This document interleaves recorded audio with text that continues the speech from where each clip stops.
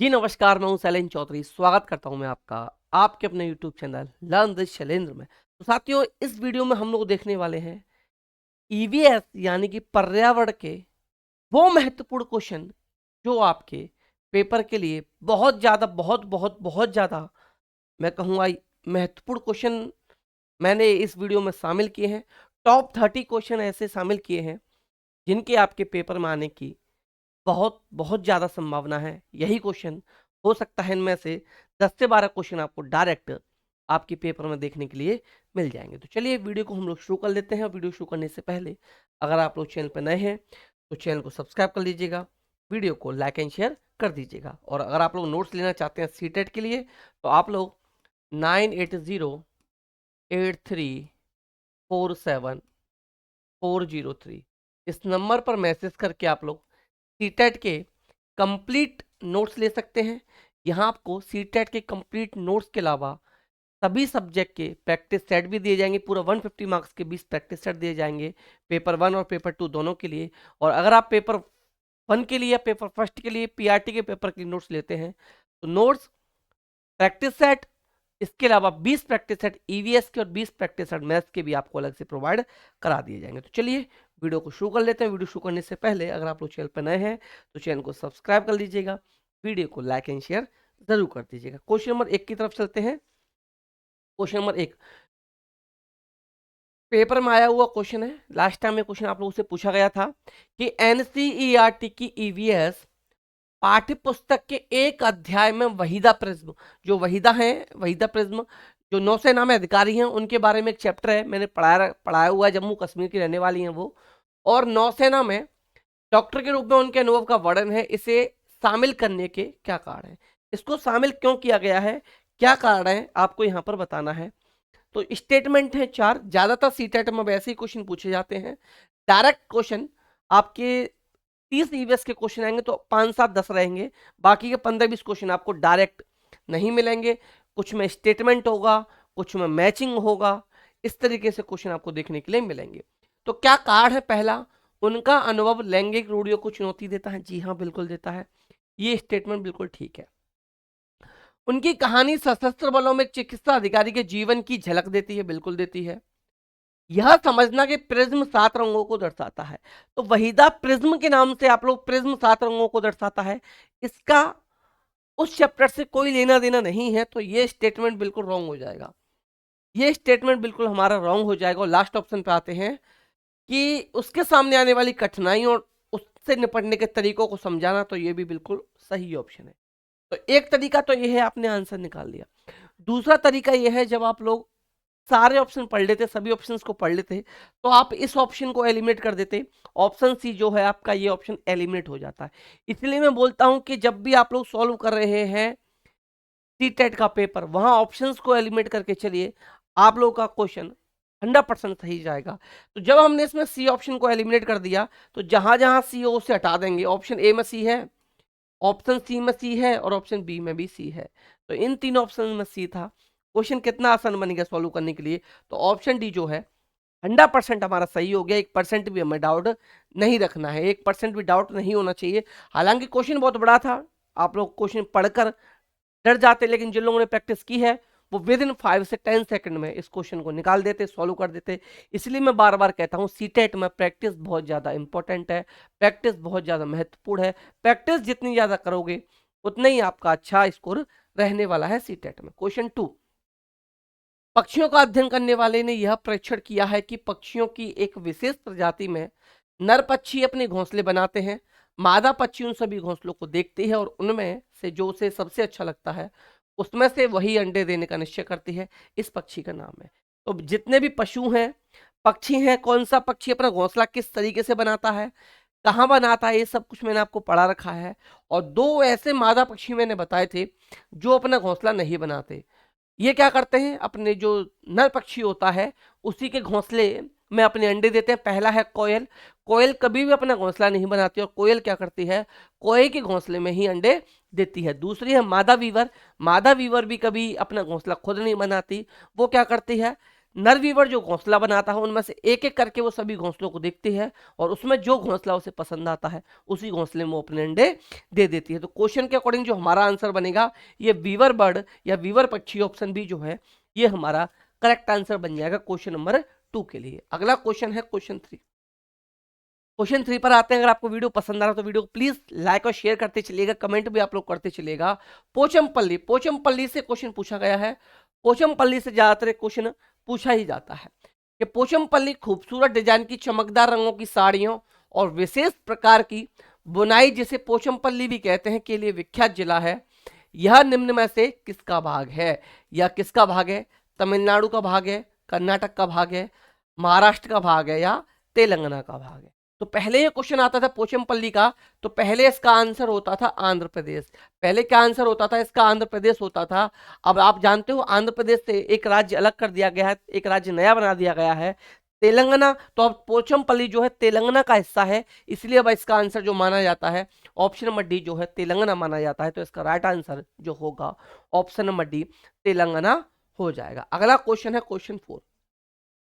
अगला क्वेश्चन है question 4। Column 1 और कॉलम 2 को मैच करना है। उल्लू क्या करता है?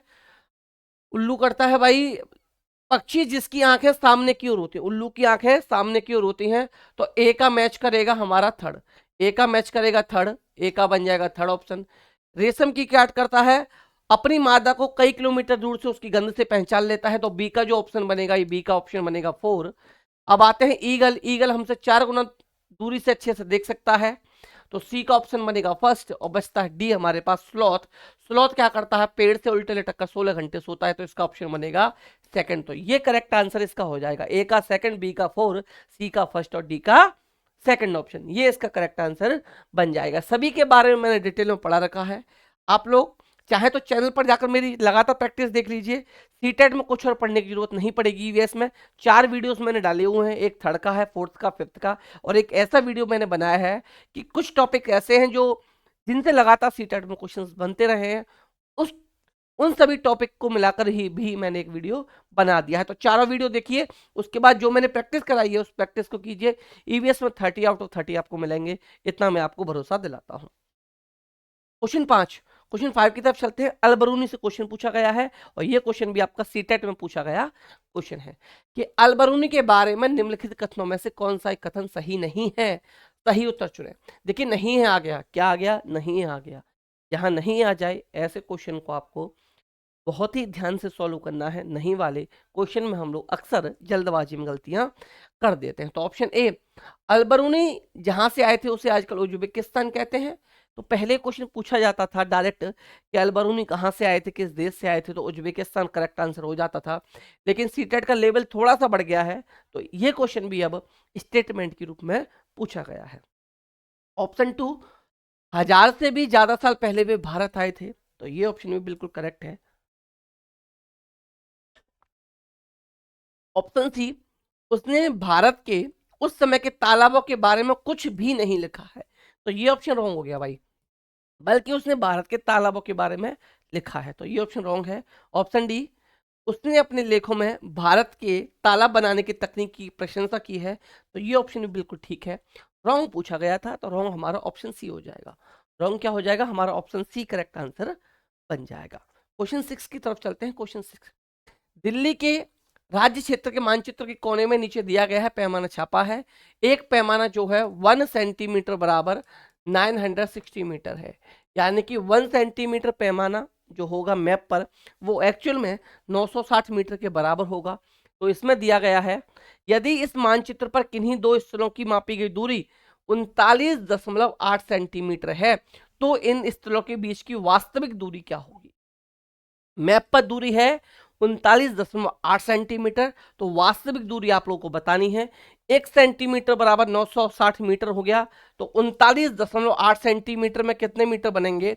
39.8 में मल्टीप्लाई कर लेंगे हम लोग 960 से। 960 से मल्टीप्लाई करेंगे, जीरो से मल्टीप्लाई मैं कर नहीं रहा, बाद में जीरो लगाएंगे उसे हटा देंगे, या कह सकते हैं चलिए जीरो से भी मल्टीप्लाई कर लिया मैंने। जीरो से मल्टीप्लाई करने के बाद हम मल्टीप्लाई करेंगे 6 से। 6 से 8 48 होते हैं, 4 कैरी आया। 6 9 या 54, 54 और 4 58, अब 5 कैरी आया। 6 3 जा 18 और 5 23 हो गया। अब आते हैं 9 से मल्टीप्लाई करते हैं, 9 8 जा 72, 2 आया, 7 रह गया यहाँ, 9 9 जा 81, 81 और 7 88 होते हैं, अब यहाँ पर 8 आ गया, 9 3 और 27, 27 और 8 35 होते हैं, 35 आ गया, सबको प्लस कर लो भाई, 0 8 ये हो जाएगा, यहाँ हो जाएगा 8 और 2 10, 8 3 1 12 हो जाएगा, कैरी 1 हो जाएगा, 8 हो जाएगा और 3 हो जाएगा। यहाँ पर लिख देता हूँ मैं 38,000 सॉरी 3,82,000 080 ये आ गया। अब देखिए डेसिमल एक डिजिट बाद है तो यहाँ डेसिमल आ जाएगा, तो ये आ जाएगा 38,208 मीटर। किसमें आ गया? मीटर में आ गया, लेकिन आंसर में दे रखा है किलोमीटर में, तो किसके नियर है ये? 38 किलोमीटर या 39 किलोमीटर, तो नियर बाई बनेगा 38 किलोमीटर के। अब किलोमीटर में कैसे कन्वर्ट करेंगे वो समझ लीजिए। 38,208 मीटर हमें दे रखा है, 1 किलोमीटर में 1,000 मीटर होते हैं, आप जानते हैं 1 किलोमीटर में 1,000 मीटर होते हैं, और 1 मीटर में 1/1000 किलोमीटर होते हैं, 1/1000 किलोमीटर होते हैं।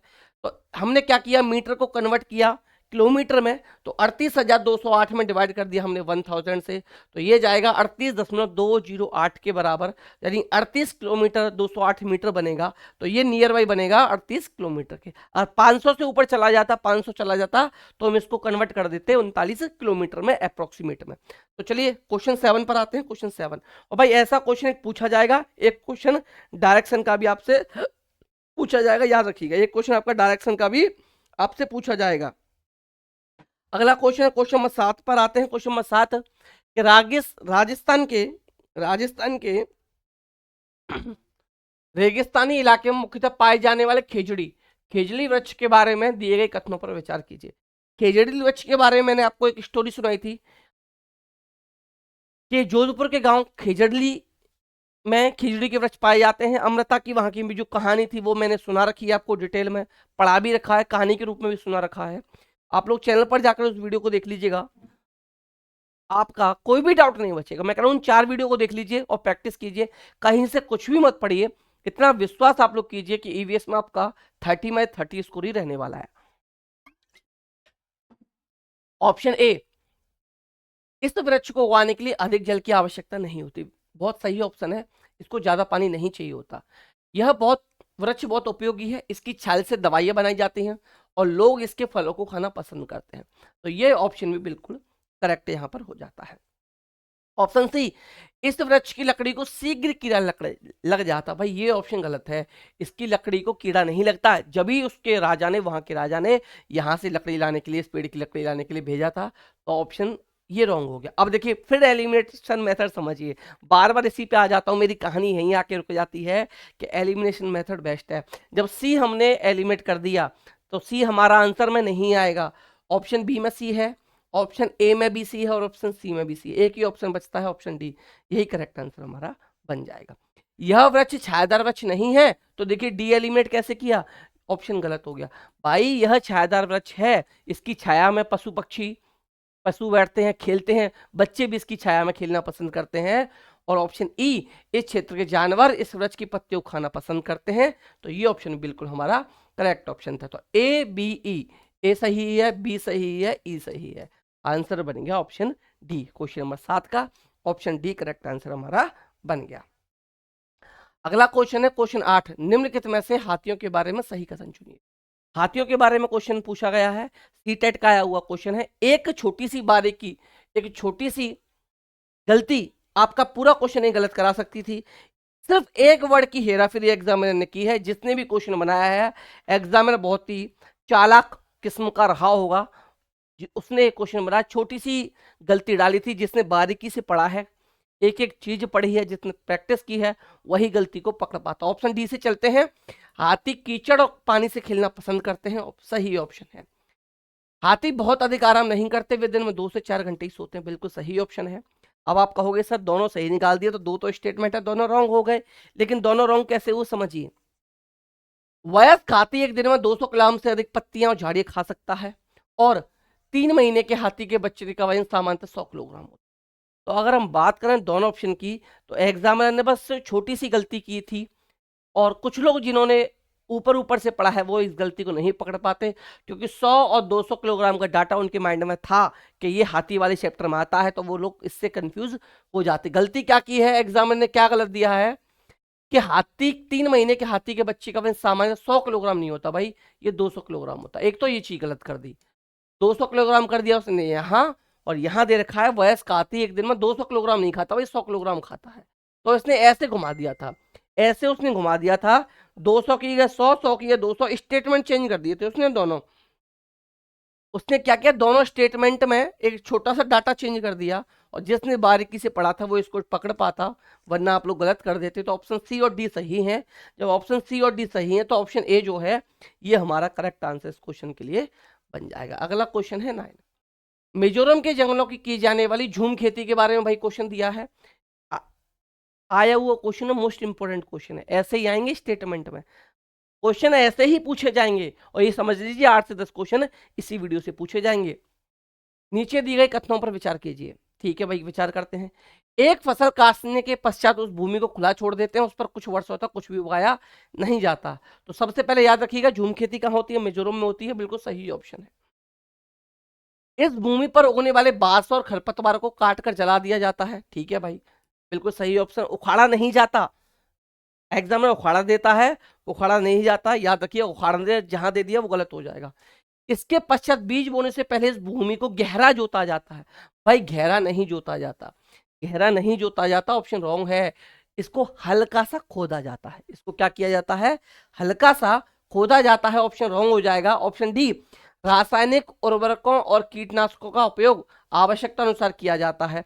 और ऑप्शन तो भाई इसमें न तो रासायनिक उर्वरक डाले जाते, न कीटनाशक डाले जाते, ये भी ऑप्शन रॉन्ग है। क्यों नहीं डाले जाते, क्योंकि जिन बांस और खरपतवारों को काट कर जलाया जाता है उनकी जो राख बनती है, ये राख ही यहाँ पर क्या करती है, खाद का काम करती है। तो ऑप्शन डी भी हमारा गलत हो गया। ऑप्शन ई, एक ही खेत में भिन्न भिन्न प्रकार की फसल जैसे मक्का, चावल, मिर्च और सब्जियों को उगाया जाता है। तो ये ऑप्शन भी बिल्कुल हमारा सही हो गया। अब देखिए, फिर आ जाओ एलिमिनेशन मेथड पे। ऑप्शन सी एलिमिनेट किया था, जहां जहां सी हो काट दो। ए में ऑप्शन सी था, बी में ऑप्शन सी था, और सी में भी ऑप्शन सी था। इसीलिए कहता हूं एलिमिनेशन मेथड लगा के आना, गलत नहीं करके आओगे। एक ही ऑप्शन बचता था, डी राइट आंसर बन गया। इस मेथड को प्रयोग जरूर करना, आपके क्वेश्चन 100% आप लोगों के सही जाएंगे। लास्ट क्वेश्चन है question number 10, sorry last question नहीं, क्वेश्चन नंबर 10 पर आते हैं कि निम्नलिखित में से उस शहर को चुनिए जहां के अधिकांश लोग इलायची और बादाम डाला हो गर्म कहवा।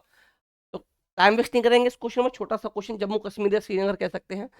10 क्वेश्चन हमारे कंप्लीट हो चुके हैं। हम आते हैं क्वेश्चन नंबर 11 पर। और क्वेश्चन 11 शुरू करने से पहले अगर आप लोग चैनल पर नए हैं तो चैनल को सब्सक्राइब कर लीजिएगा, वीडियो को लाइक एंड शेयर कीजिएगा, वीडियो पसंद आ रहा हो तो वीडियो पे कमेंट आप लोग जरूर कीजिएगा, और लास्ट में आप लोग कमेंट में मुझे ये बताकर जरूर जाएंगे कि आपको क्वेश्चंस कैसे लगे, और 30 में से आपका स्कोर क्या रहा, 30 में से आपने कितने क्वेश्चन सही किए। और अगर आप लोग नोट्स लेना चाहें सीटेट के लिए तो इस नंबर पर मैसेज करके आप सीटेट के सभी नोट्स ले सकते हैं। यहाँ आपको नोट्स के साथ साथ प्रैक्टिस सेट प्रोवाइड कराए जाएंगे 20 पूरे 150 नंबर के, और 20 प्रैक्टिस सेट ईवीएस के लिए, 20 प्रैक्टिस सेट मैथ्स के लिए आपको अलग से प्रोवाइड कराए जाएंगे। हिंदी पेडागोजी के भी 8-10 प्रैक्टिस सेट आपको अलग से दे दिए जाएंगे। तो वीडियो को प्लीज लाइक एंड शेयर करते चलिएगा, चैनल को सब्सक्राइब कर लीजिएगा।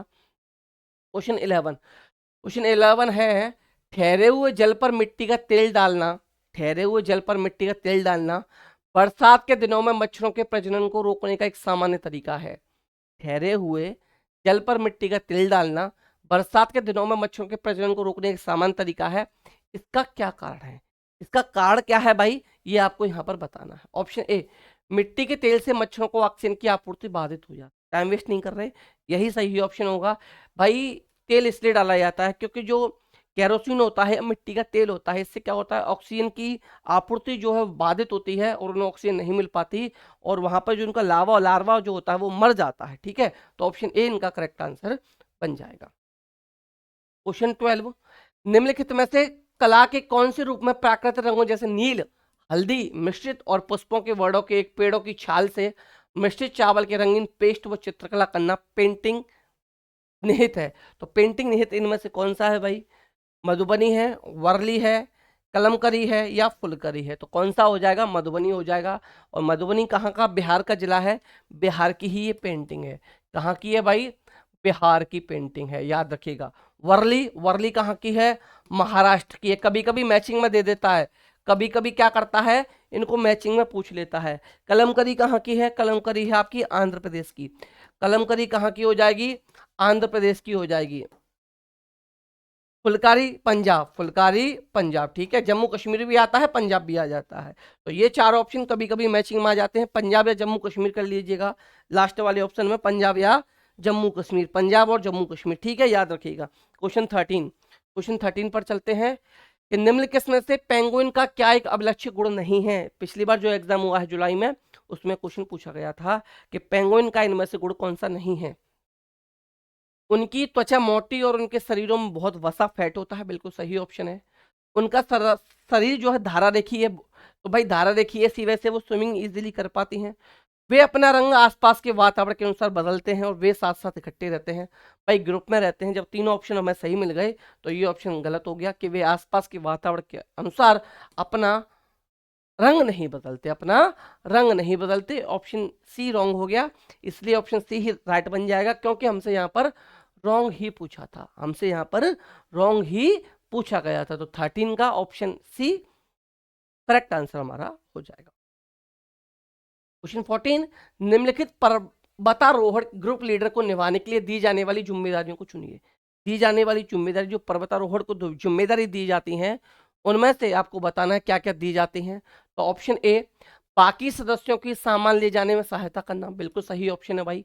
वो जो भी ग्रुप लीडर होता है, जो बाकी के मेंबर्स होते हैं, उनके सामान को ले जाने वो उनकी हेल्प करता है।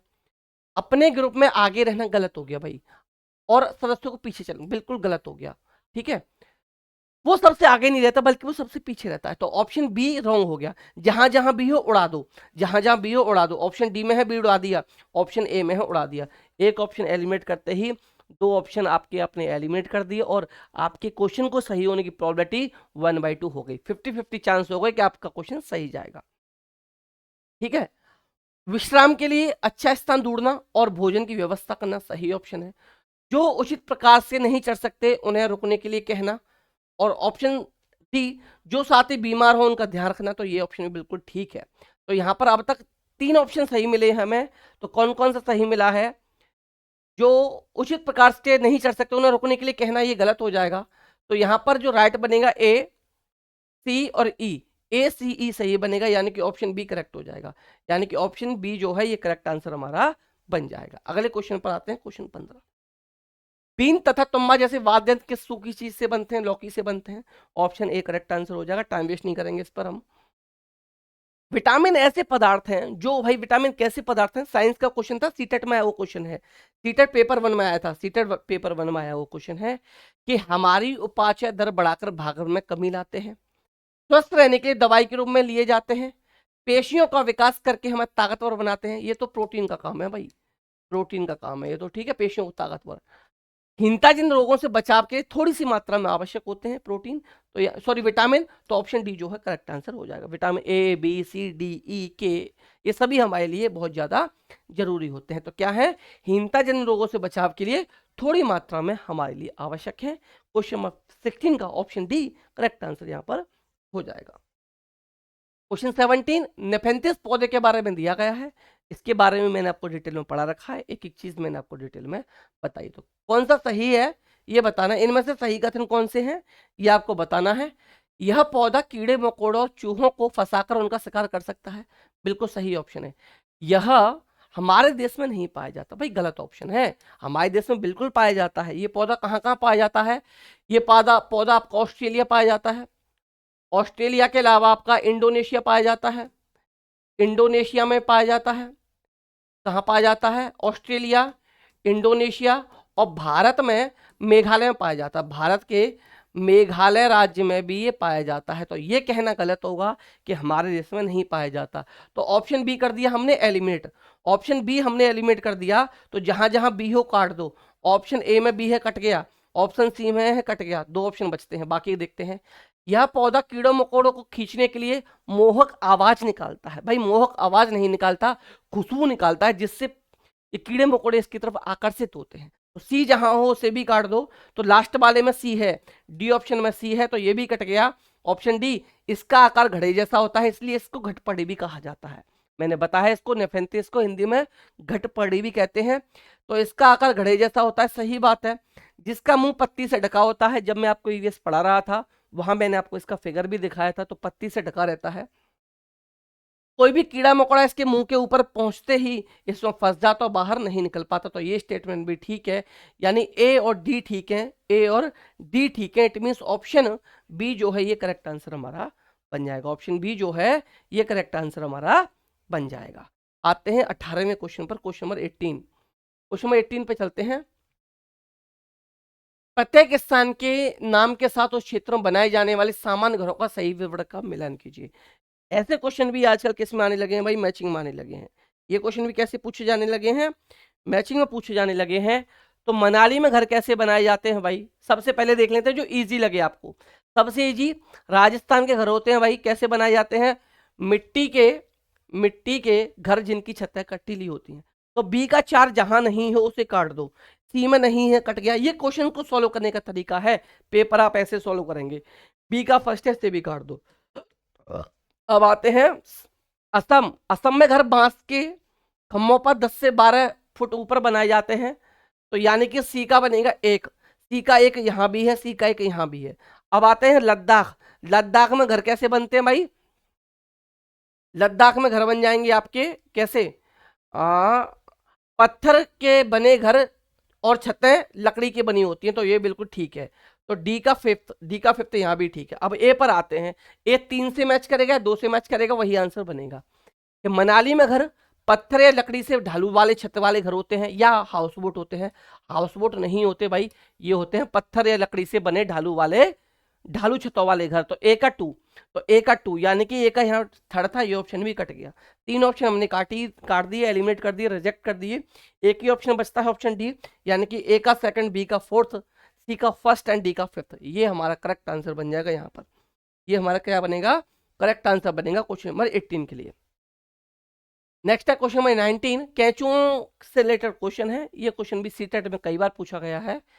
कैंचुओं को किसानों का मित्र माना जाता है, इसके लिए निम्नलिखित सही कारणों को चुनिए। क्या रीजन है कि कैंचुओं को किसानों का मित्र माना जाता है। तो कैंचुए मध्य पत्ती और पौधों को खाते हैं तथा इनके मल से जमीन उपजाऊ बनती है। बिल्कुल सही ऑप्शन है भाई। ये क्या करते हैं, मध्य पत्तियों और पौधों को खाते हैं, जिन और इनकी मल जो निकलता है उससे क्या करते हैं, जो जमीन है वो कैसी बनती है, उपजाऊ बनती है, खाद उससे मिल जाता है। केंचुए खरपतवार खाते हैं जिससे मुख्य फसल की रक्षा होती है। ये ऑप्शन रॉन्ग है। तो जहां जहां बी हो काट दो। ऑप्शन ए में बी था, ऑप्शन डी में बी था, 2 ऑप्शन काट दिया आपने। देखिए एक ऑप्शन कटते ही 2 भी ऑप्शन कट गए।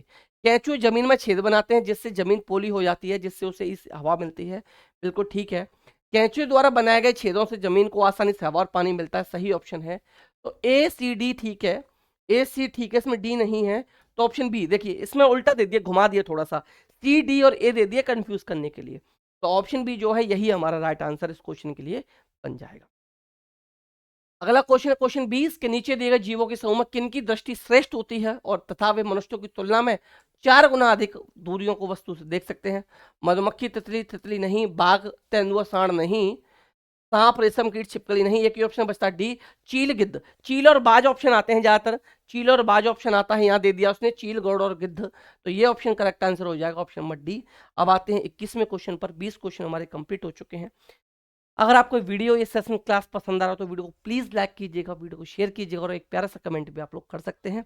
अब तक 20 में से कितने क्वेश्चन आपके ठीक गए आप मुझे कमेंट में बताएंगे, और लास्ट में ये जरूर बता के जाएंगे कि 30 में से आपका स्कोर क्या रहा। अगर आप लोग सीटेट के नोट्स लेना चाहें तो इस नंबर पर मैसेज करके सीटेट की कंप्लीट नोट्स आप ले सकते हैं। यहाँ आपको कंप्लीट नोट्स के अलावा कंप्लीट सब्जेक्ट जो भी 5 सब्जेक्ट हैं उनके 20 प्रैक्टिस सेट दिए जाएंगे 150 नंबर के पूरे। इसके अलावा ईवीएस और मैथ और हिंदी पेडागोजी के भी अलग से प्रैक्टिस सेट दिए जाएंगे। अगला क्वेश्चन है हमारा क्वेश्चन नंबर 21। क्वेश्चन नंबर 21 है, यदि हम पक्षियों का अवलोकन करते हैं तो हमें यह पाते हैं कि अधिकांश पक्षी अपनी गर्दन अत्यधिक हिलाते हैं। इसका कारण क्या है कि पक्षियों को जब हम देखते हैं, उनको ऑब्जर्व करते हैं, तो अधिकांश पक्षी अपनी गर्दन ज्यादातर हिलाते हैं। उसके पीछे का रीजन क्या है, कारण क्या है। पहला, इनके नेत्र दो भिन्न भिन्न वस्तुओं को एक ही समय पर फोकस कर सकते हैं। ऑप्शन सी, पक्षियों के 2 नेत्रांक होते हैं या इनके कान ढके होते हैं और वे उड़ सकते हैं। ऑप्शन ए, अधिकांश पक्षियों के नेत्र स्थिर होते हैं और घूम नहीं सकते। तो भाई चारों चीजें ठीक थी, लेकिन अकॉर्डिंग टू क्वेश्चन जो बेस्ट आंसर हमारा बनेगा कि जो पक्षी होते हैं उनके नेत्र जो होते हैं, उनकी आंखें जो होती हैं वो स्थिर होती हैं, वो स्थिर होती हैं और वो घूम नहीं सकती। इसलिए पक्षी इधर उधर देखने के लिए, इधर अपने आसपास की चीजों को देखने के लिए अपने गर्दन को इधर उधर घुमाते हैं। तो ऑप्शन ए जो है क्वेश्चन नंबर 21 का राइट आंसर आपका बन जाएगा। अब आते हैं क्वेश्चन नंबर 22 पर। क्वेश्चन 22 पर आते हैं कि निम्नलिखित का मिलान कीजिए। कीट, पक्षी, सरीसृप, स्तनधारी और यहाँ है कछुआ, कॉकरोच, चमगादड़ और उल्लू। तो देखिए कीट, पक्षी, तो पक्षी में कट जाएगा आपका उल्लू से। बी का 4, जहां जहां बी का 4 नहीं हो काट दो। बी का 4 इसमें नहीं है, कट गया। इसमें नहीं है, ये ऑप्शन भी कट गया, दो ऑप्शन हमने काट दिए। सरीसृप, सरीसृप ठीक है, सरीसृप। स्तनधारी, स्तनधारी में क्या आ जाएगा आपका, स्तनधारी में आ जाएगा चमगादड़। स्तनधारी में क्या आ जाएगा, चमगादड़। डी का 4, सॉरी स्तनधारी में क्या, हाँ ये आ जाएगा आपका इसमें डी का, इसमें स्तनधारी में क्या आ जाएगा आपका, ये आ जाएगा भाई सॉरी, हाँ सही तो है, स्तनधारी में चमगादड़ आएगा। स्तनधारी में क्या आएगा, चमगादड़ आएगा। तो अब हम काट सकते हैं, किसी को नहीं काट सकते, किसी को नहीं काट सकते। ए पर आते हैं, कीट। कीट क्या हो जाएगा भाई, कीट क्या हो जाएगा, कीट आ जाएगा आपका कॉकरोच। कीट में आ जाएगा कॉकरोच, यानी ए का सेकंड, ए का सेकंड अभी तक इसमें है, ये नहीं है। और सरीसृप, सरीसृप बोलते हैं भाई रेप्टाइल्स जो रैंकर चलते हैं, जो रैंकर चलते हैं। तो यानी कि कीट बन गया कॉकरोच, पक्षी बन गया उल्लू, सरीसृप बन गया कछुआ और स्तनधारी बन गया चमगादड़। तो एक ही ऑप्शन बचता है, ऑप्शन डी। ऑप्शन डी जो है ये करेक्ट आंसर आपका हो जाएगा। क्वेश्चन 23, रेत के टीले कहाँ पाए जाते हैं, टाइम वेस्ट नहीं करेंगे, अबू धाबी और अफगानिस्तान में। ऑप्शन डी करेक्ट आंसर बन जाएगा। क्वेश्चन 24, घरसीसर के बारे में क्वेश्चन है। घरसीसर के बारे में डिटेल में मैंने आप लोगों को पढ़ाया है, जब इस चैप्टर को मैं पढ़ा रहा था एक एक चीज मैंने बारीकी से समझाई थी, और क्वेश्चन सीटेट में आया हुआ था। निम्नलिखित में से कथनों में से कौन सा कथन सही नहीं है, गलत कथन पूछा है। और जहां गलत आ जाए भाई ऐसे ऑप्शन को ध्यान से करना, जल्दबाजी में हम लोग गलत कर देते हैं, जल्दबाजी में हम लोग क्या कर देते हैं, ऐसे क्वेश्चन को गलत कर देते हैं। तो भाई इसको जैसलमेर के राजा घरसी ने बनवाया था, इसका नाम घरसीसर क्यों पड़ा, राजा घरसी ने बनवाया और सर मतलब तालाब, ऐसे इसका नाम पड़ा। सही ऑप्शन है, ये लगभग 650 साल 650 साल पहले बनाया गया था, सही ऑप्शन है। इसमें 9 तालाब हैं, ये भी सही ऑप्शन है भाई। जो पेपर दिसंबर में हुआ था वहां 9 तालाब नहीं है, ये ऑप्शन आ गया था, तो कुछ बच्चे गड़बड़ करवाए थे इसमें। तो इसमें 9 तालाब है, बिल्कुल सही स्टेटमेंट है, 9 तालाब है। और यह तालाब आज भी प्रयोग में है, तो भाई ये आज प्रयोग में नहीं है, इसलिए ये ऑप्शन रॉन्ग हो जाएगा। और रॉन्ग ही पूछा, इसलिए डी हमारा करेक्ट आंसर बन जाएगा, इसलिए डी जो है ये हमारा करेक्ट आंसर बन जाएगा। अगले क्वेश्चन पर चलते हैं, क्वेश्चन नंबर 25।